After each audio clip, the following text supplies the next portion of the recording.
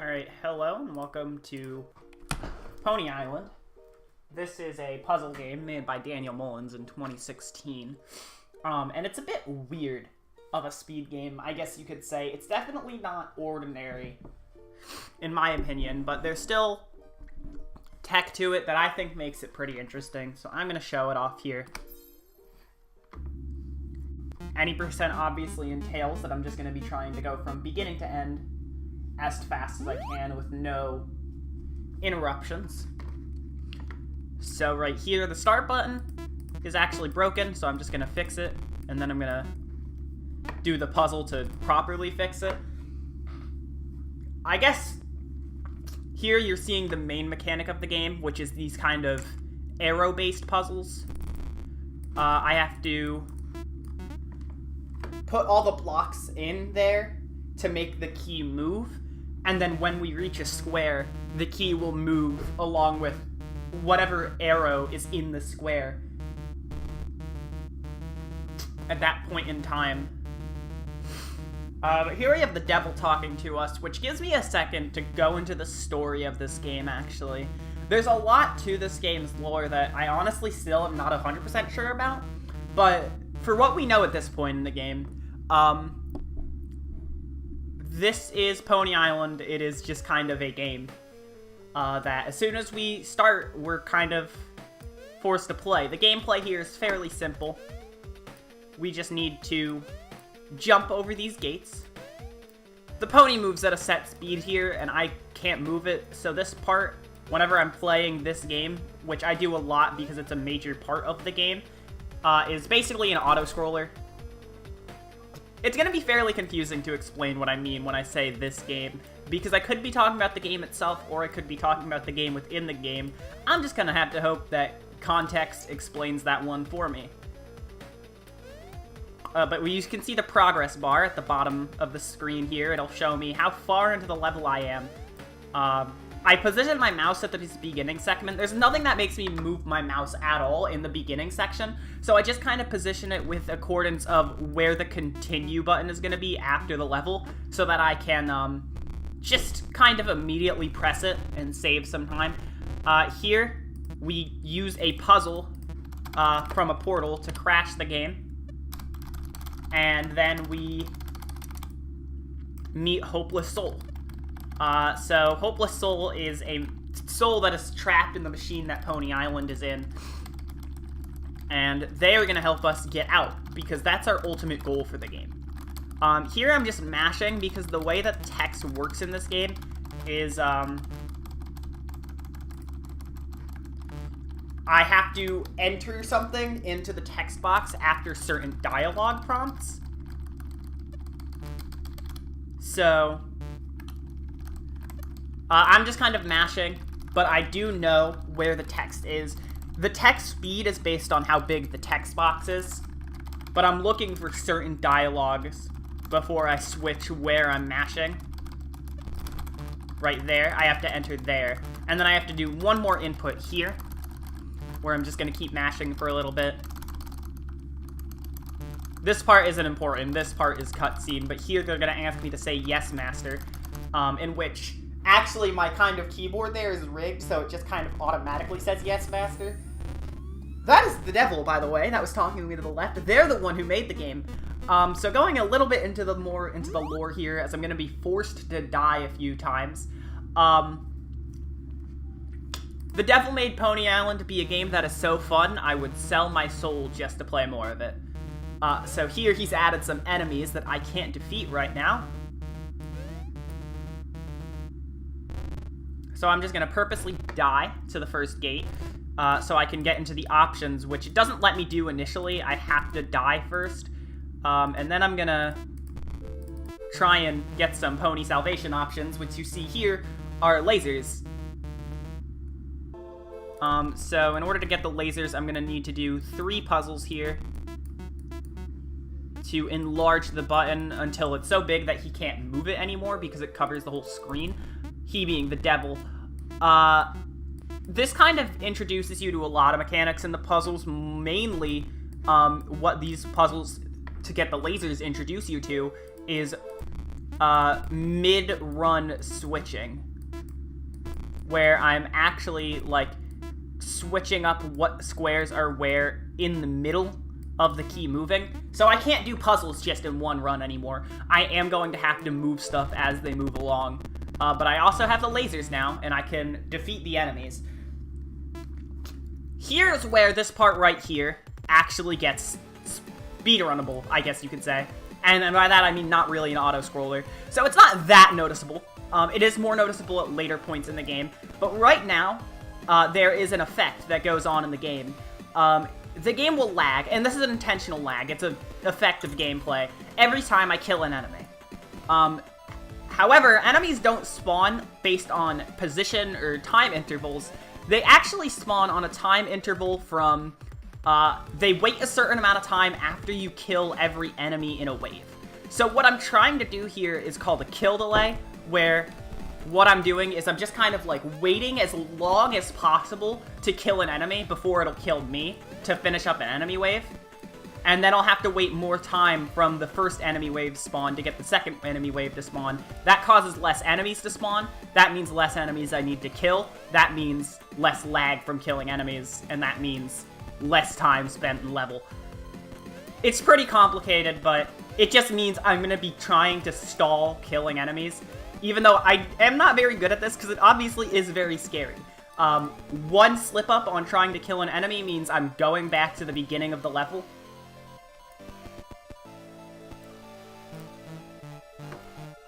So I do like to play safe. A lot of runners actually play a lot less safe than I do, but I mean, hey, I guess if I'm going for a big marathon run, I shouldn't worry about being safe.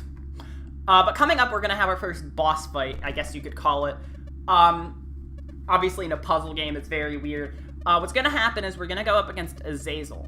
Now, in Azazel's fight, what you usually have to do is you have to unlock that little delete core file button, because he tricks you into thinking that this is the core file, but that's actually booting up him. Azazel is the protector of the first core file. However, I'm going to do that. Now, instead of going through these 4 puzzles and unlocking him to actually gain access to the delete button, what I did there was I paused the game. Pausing the game lets you see your actual cursor. So there's an in-game cursor, but then I actually have my own cursor. You know, that's how games work. And I can see that cursor when I pause the game. So if I pause the game, I can position that over the delete core file button, and that works.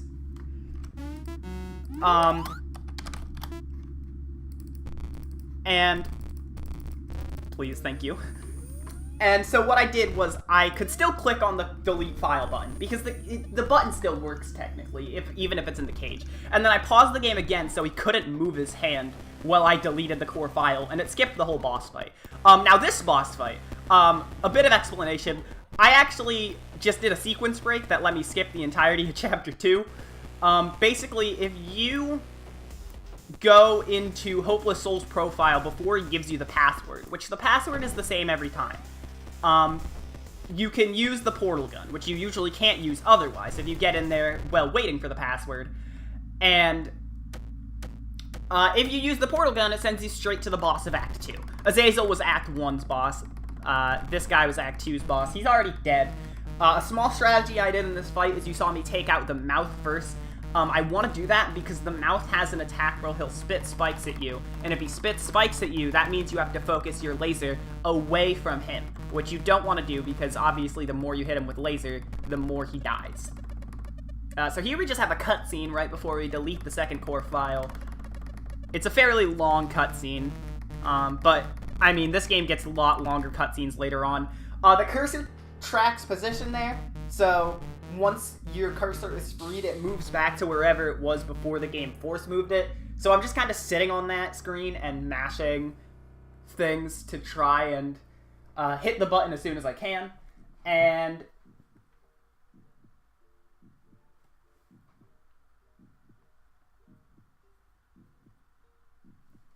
we just got kind of dead, I guess. But it's okay, because we're now waking up in Act 3. So here we have a kind of dolled up version of Pony Island, featuring this little guy, Louie. So, obviously, skipping the entirety of Act 2, I missed out on a little bit of stuff. In a panic that happens by the devil in the end of Chapter 2, this guy is created as a mascot. And he's gonna teach us how to play Pony Island. Unbeknownst to him, we already know how to play Pony Island because, well, we've already gone through the first 2 acts. I'm the same character as before, just woken up from being kind of, you know, doused with poisonous gas or whatever that was. You saw what happened. So we're just gonna keep playing the game. I am gonna be doing something here involving pausing. Usually at the end of every level in this section of the game, there is a little pause, like a little freeze, when I hit a flag, before the game loads the next level. If I pause the game and unpause it as soon as I hit the flag, it'll skip that little freeze. And I have to do that kind of slowly, in order to actually lose time doing that. Fortunately, the escape button can both pause and unpause the game, so it makes it a little bit easier on my part, to just pause and unpause and skip that little freeze. Which, with all the levels that actually you have to freeze here, saves maybe about 3 seconds throughout this chapter. With average pauses. You can save a little bit more time with better pauses, like the one I just had on level 2 compared to the one I had on level 1. Also, we have wings. I never explained these because we skipped the part where we were intended to get them. They're glide. It's very easy to tell what they do just by looking.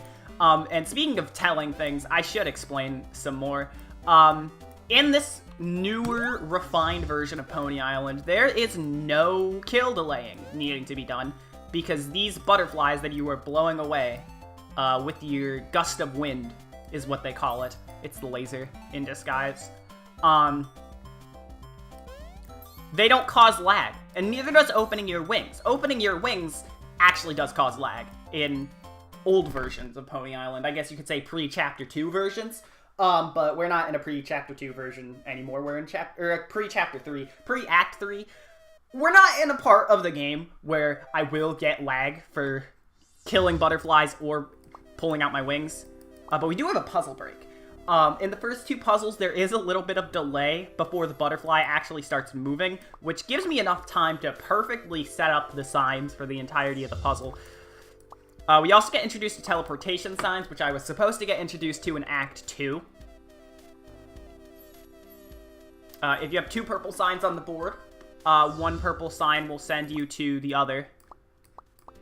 But here we actually get introduced to a new sign that was not here before the sequence break. We're going to get the blue sign, which is also known as the split sign. It will move your butterfly downwards and also create a new butterfly to the right. So, any butterfly works to get home, and it's mostly used in this section to hit switches. So, I need to drag that sign there. There we go. So as you see here, this guy's gonna hit that, this guy's gonna hit that, so this guy can get here. And that's the first puzzle break. It's really interesting to see these game's puzzles evolve as the game moves on. However, this is the last new mechanic to the puzzles. A run like all tickets or no major skips really shows off like the actual gameplay by doing Chapter 2 and makes things a lot more cohesive than any percent makes it to somebody that doesn't know the game. However, Act 2 is unfortunately a very boring part of the game. To be honest, it's a ton of auto-scroller with almost nothing in between except for some very easy puzzles that involve, not even all of them involve teleportation signs, but there's a lot of stalling going on in Act 2, which makes me kind of happy that you can skip it in any percent, because if you watch the all tickets submission video, because I'm also going to be submitting that category, which is kind of our game's collectible category, you know, 100% type thing. You're going to see in Act 2 that a lot of it is repetitious and not too much to it. And a lot of the puzzles that involve the key moving are just, you're waiting for things to happen you're waiting for numbers to add up to better numbers. It's just something that I'm glad this game can skip, because otherwise it would be way less viable as a speed game. Speaking of speed game, let's talk about Jesus. So I skipped another thing in Act 2, and that is the introduction of big enemies, you could call them. These things take a lot of damage to kill, and I did lag the game a bit by killing those guys. In fact, I lost maybe about a second by choosing to kill Jesus there, because it is technically possible. However, Jesus had a little shield of those anti-butterflies. If you see the anti-butterflies with the red exclamation points, I am not allowed to shoot those, otherwise I will be sent back to the beginning of the level. He has a shield of anti-butterflies, which can give you, if the enemies want to be problematic, if the random enemy patterns that spawn within the second half of the stage like to be problematic, can give you an impossible level 7 to complete. So I don't like to keep Jesus alive. I have to keep him alive in all tickets, but this is not all tickets, so I guess this is just my lucky day.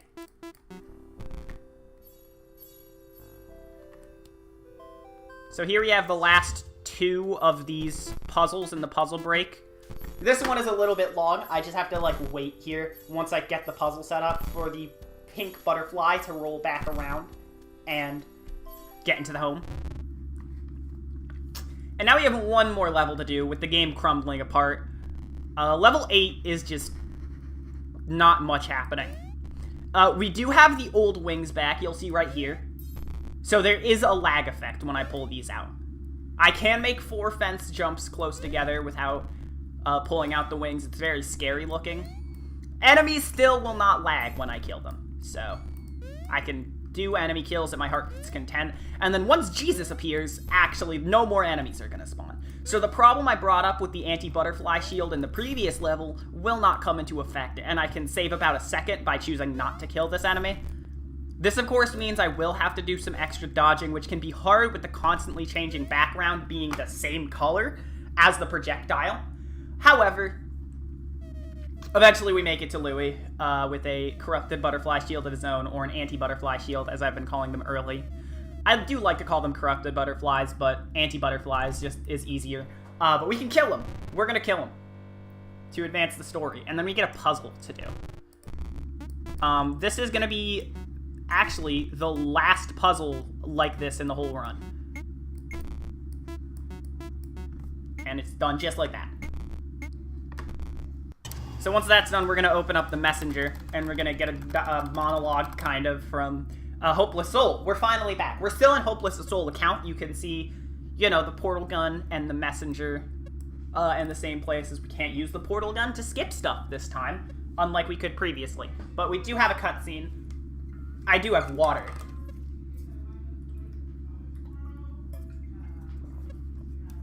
So I don't have to put this cutscene to waste. There we go. But coming up, we're going to have to do some stuff. We've already deleted 2 of the core files, so now that we're back in our own space, we can work on deleting the 3rd.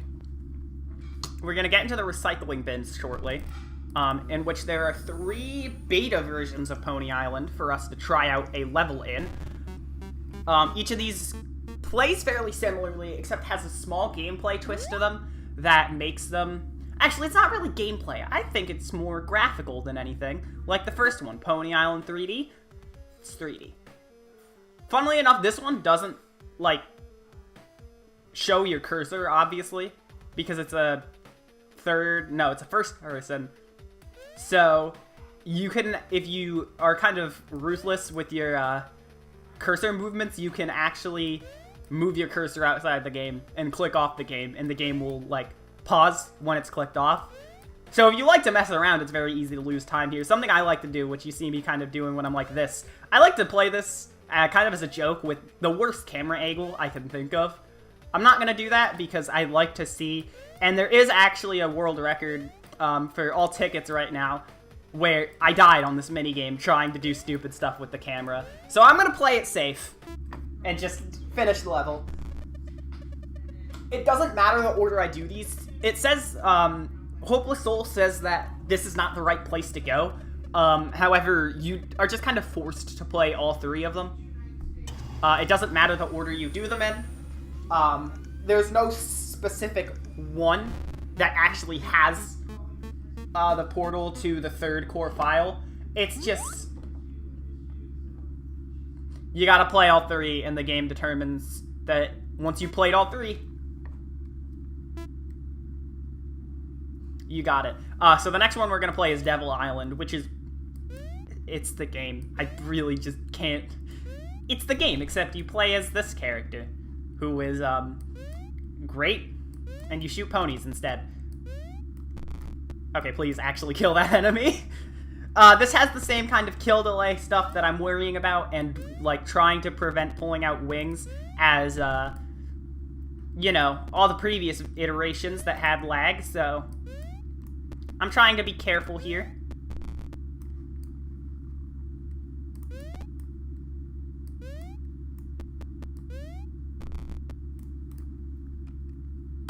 And I can do a little pause cancel there to save a little bit of time like I could back in the first part of Act 3.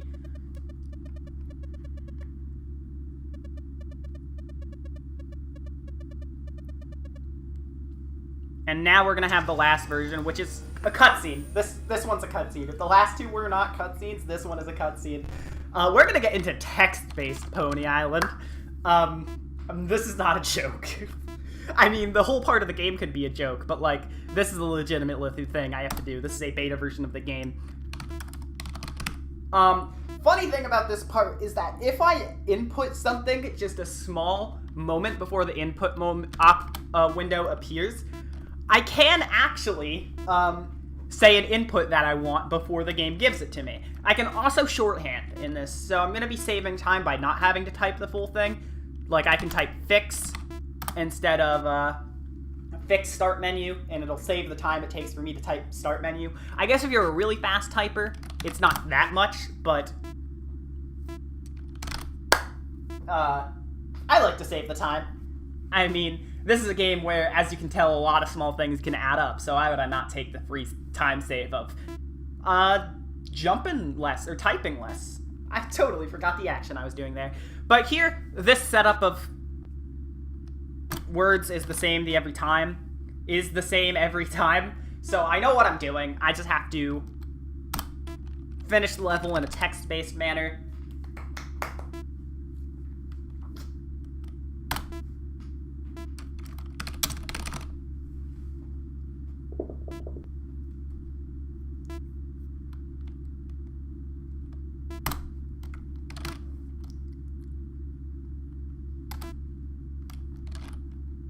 I forgot that text box was there. But yeah, again, you can see the text scroll differently from the length of the text box. So text like didn't matter, and this one about my neck breaking will take different amounts of times.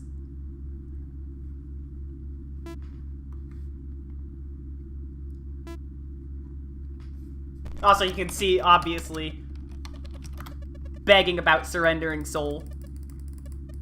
Classic.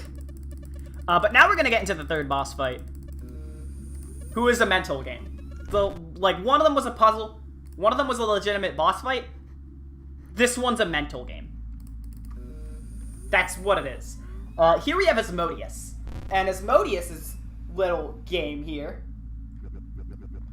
is going to be what he calls a simple one. I don't think it's so simple, but I mean, I've played the game before, so I'm gonna do it correctly. What Asmodeus wants us to do is play a quiz game with him. He wants us to answer his questions that he's gonna throw at me throughout this cutscene here. And, well, they're always the same answer. It's not random. But the thing is, he wants us to keep our eyes on him. This means that he's gonna try and catch our attention away from what he's saying. But also, he can't pause the game or unfocus the game window.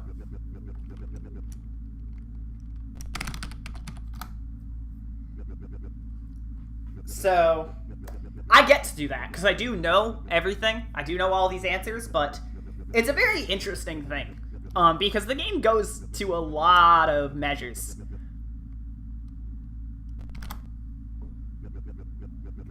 to try and distract you. Like, I'll give you a secret. I am in offline mode right now. That is a fake Steam notification that the game is making to try and get me to look away or to click off of the game to go to Steam, so I'll lose. And you can tell you're losing because there's going to be a tally mark above Asmodeus of how many times you've died. Again, things are going to be important involving this later, but for now, I just have to coast through this cutscene. Also, you can tell it's not actually us. But I think that's just so cool. The game tries to trick you into thinking that you said the disgusting thing to your friend. I just like this game a lot, and I love any chance I get to show it off.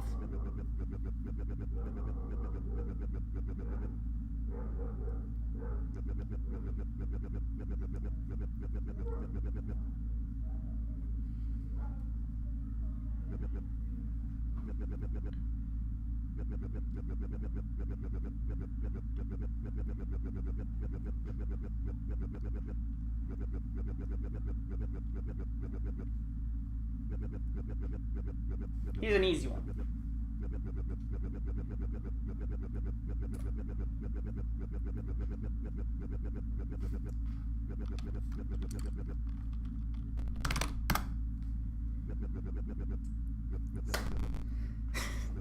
I'm going kind of crazy right now. I'm just waiting for this cutscene to end. This is something that happens when you run this game a lot. You can get tired of the cutscenes. Late game has a lot of cutscenes because, like, trust me, it's not gonna get too much better after this.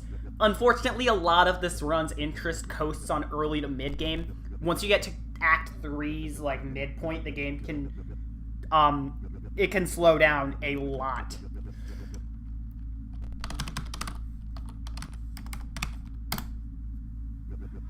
You don't want a typo, though. That's the worst thing you can do. You can get sent all the way back to the very beginning of the question that you're on when you lose. When you typo, like that. So I don't want to. Also, the game tried to trick me there, but I didn't fall for it. And now we're getting to the important part of the Asmodeus fight. So he's going to ask us about our memory here. And he's going to give us a 4-digit code to remember. It's going to be 2023. Got it. But what this is going to look weird. I'm going to pause the game, unpause, wait for him to start speaking, type in the code, and then enter it. What I did there was I paused the game and unpaused the game, which I explained earlier counts as looking away, which makes you fail. In that cutscene, he tries to fake a game crash to try and get you to click off of the game, or look away, or pause to try and fix something. However, due to the property of that cutscene, trying to fake a crash, you can type after you lose if you lose before the fake crash sequence. So, if I enter the answer after I lose, the game will kill me, but mark that I got the answer correctly and move me on to the next part of the cutscene, which is, of course, him saying that I've won. So that saves about 20 seconds after a whole, 5 minutes of absolutely nothing. And now we're in the final part of the game.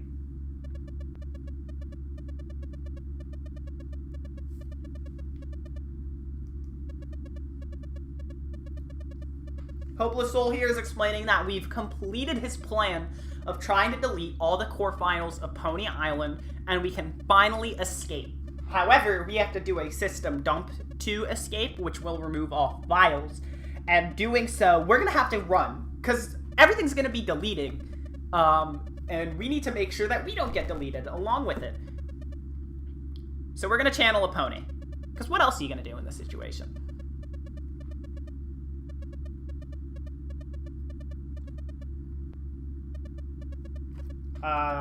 So after there's a little bit more, we can initiate the system dump. And I'll tell you a little secret right here. That button click was the last required input of the entire run. At this point, we're going to have one final escape sequence with a bunch of corrupted stuff, a bunch of corrupted files, a bunch of corrupted enemies. The Devil and Louie are both going to come back to attack us. But we don't have to do anything. For you see, at the very top of the screen,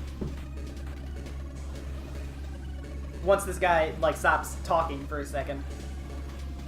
I mean, it's important dialogue, but I'm doing a speedrun. At the top of the screen, there is a bar going down, or going up, rather. It's going down, but the percentage is going up, because it's tracking going up of something going down. This game doesn't like being clear in what's happening, does it? However, the point is, at this point, all we're doing before the end of the game is waiting for the system dump to happen.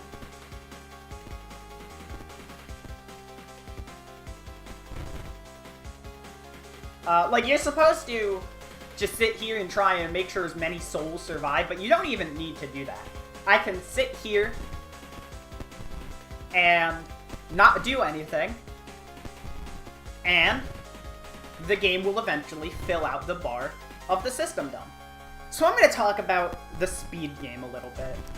This is a speed game I learned right at the beginning of 2016. And I think that this game... This is not going to be the first GDQ it's been submitted to. It's been submitted to, I think, a GDQ, just this past a GDQ by April Cakes, and unfortunately was denied. April is a very high-level runner of this game, having a mid-35-minute time. But unfortunately didn't get in. Which I can kind of understand, but at the same time, I do really think this game should get some time in the light. It has had previous marathon showings, in which I've gotten very good times, such as mid-35s. The world record for this game being 35:04 by, well, yours truly. And including the all tickets world record being completed in a marathon run, and that still stands to this day as 1:00:20. Now, this is a very small community.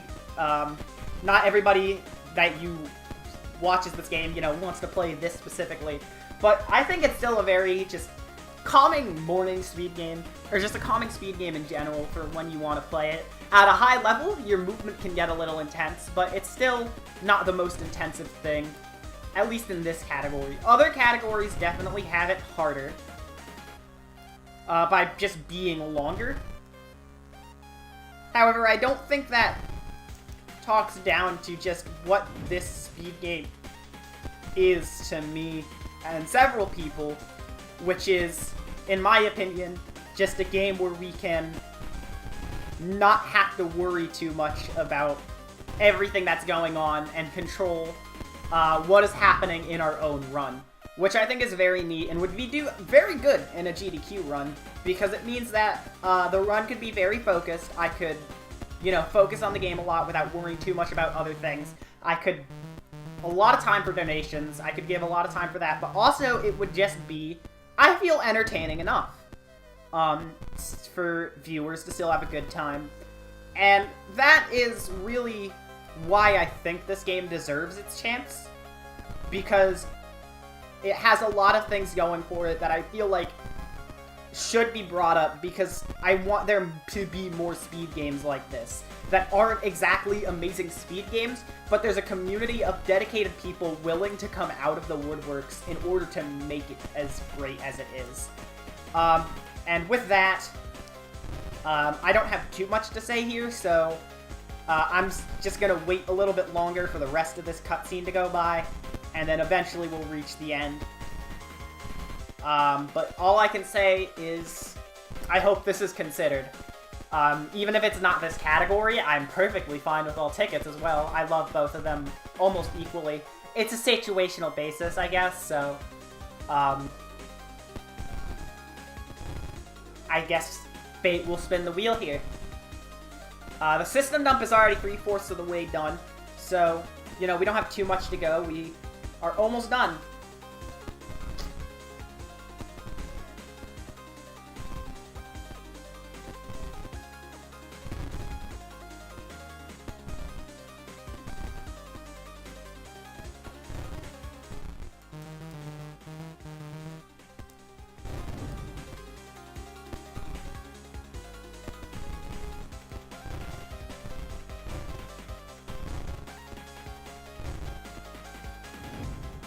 Alright.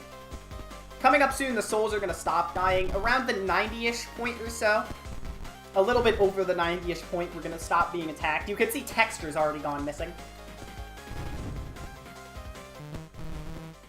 But soon enough, this will extend to obstacles. As you can see, as I mentioned, the devil now leaving. And that should probably be the last corrupt... Nope, okay, there's one right in my way. There we go. Now they're going to stop spawning entirely. So at this point, what I'm waiting for is a flash to white that happens right as the full system dump bar reaches 100%.